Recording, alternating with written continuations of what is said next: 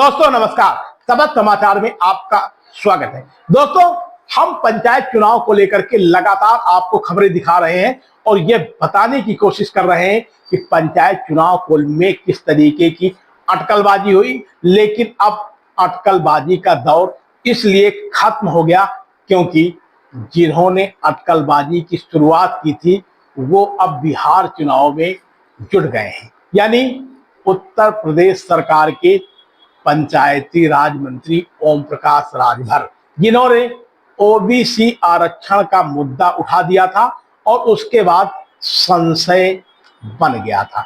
करीब 3-4 दिनों तक, 5 दिनों तक यह सस्पेंस बरकरार रहा, लेकिन अब सस्पेंस पूरे तरीके से खत्म हो गया है। दोस्तों, जीत का मतलब, योगी मतलब जीत की गारंटी। एक तरफ प्रदेश के मुख्यमंत्री योगी आदित्यनाथ की बिहार में लगातार डिमांड बढ़ती जा रही है, तो दूसरी तरफ अब पंचायत चुनाव को मुख्यमंत्री स्वयं निगरानी कर रहे हैं।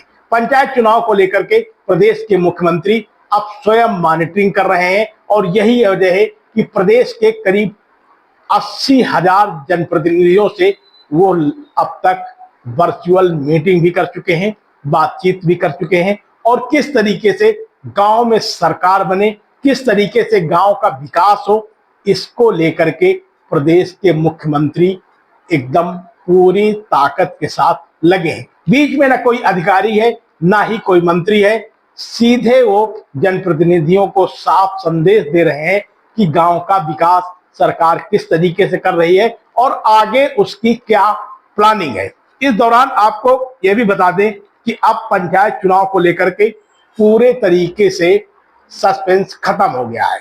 जब से मुख्यमंत्री योगी आदित्यनाथ ने स्वयं पंचायत चुनाव की कमान अपने हाथों में ली है, तब से अब पंचायत चुनाव में किसी तरीके का जो सस्पेंस था वो पूरे तरीके से समाप्त हो गया है। यानी साफ जाहिर है कि पंचायत चुनाव अपने समय सीमा पर होंगे।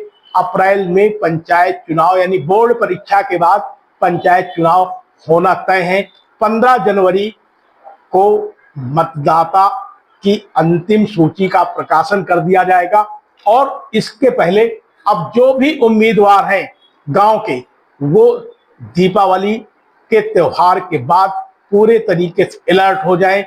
चुनाव कैसे लड़ना है, चुनाव में क्या रणनीति बनानी है और किस तरीके से गांव के ग्रामीणों को, जो मतदाता हैं, उनको अपनी तरफ आकर्षित करना है। दोस्तों, इस चुनाव में सबसे महत्वपूर्ण भूमिका युवाओं की है। हर गांव में युवाओं की एक टोली होती है और ये युवाओं की टोली चुनाव के मौके में बेहद महत्वपूर्ण भूमिका निभाती है। आप इनको बूथ वाइज भी लगा सकते हैं। यानी कहने का मतलब यह है कि एक बूथ में तकरीबन 800-1000 मतदाता होते हैं और बड़े सियासी दल भी एक बूथ वन यूथ का फार्मूला अपनाते हैं। यानी एक बूथ में यदि आपका एक यूथ शामिल है तो यदि वो कम से कम 100 वोट भी अपने परिचय के, अपने माध्यम से, अपने रिश्तेदारों के डलवाने में कामयाब हो जाता है, तो यदि आपके गांव में 5 बूथ बने हैं तो यानी आपके 500 वोट वो पक्के हो जाएंगे। इस तरीके से आप चुनाव जीत सकते हैं। तो अभी से चुनाव की, पंचायत चुनाव की तैयारियों में आप जुट जाइए। इसमें किसी भी तरीके की का कोई भी अब संशय नहीं है। पंचायत चुनाव होना है, अप्रैल के महीने में होना है।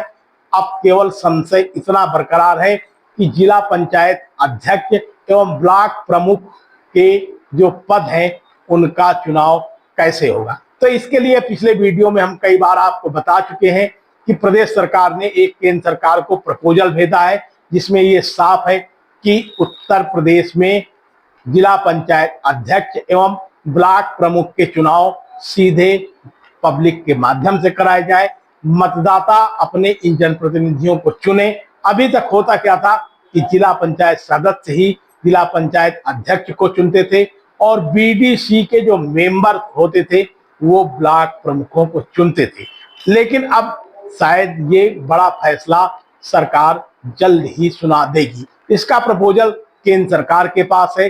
जानकार सूत्रों का कहना है कि अभी ये प्रपोजल लटका हुआ है, लेकिन शायद बिहार चुनाव के खत्म होते ही यह प्रपोजल उत्तर प्रदेश में आ जाएगा और इसे लागू करने के भी प्रयास में सरकार है। तो फिलहाल पंचायत चुनाव से जुड़ी आज की खबर में बस इतना ही। आप हमारे चैनल को कहां से देख रहे हैं ये भी बताइए, कमेंट भी करिए, साथ में सब्सक्राइबर भी करिए और अपने दोस्तों को भी शेयर करिए ताकि पंचायत चुनाव से जुड़ी हर खबर आप तक पहुंच सके। बहुत बहुत धन्यवाद। आप देख रहे हैं शपथ समाचार।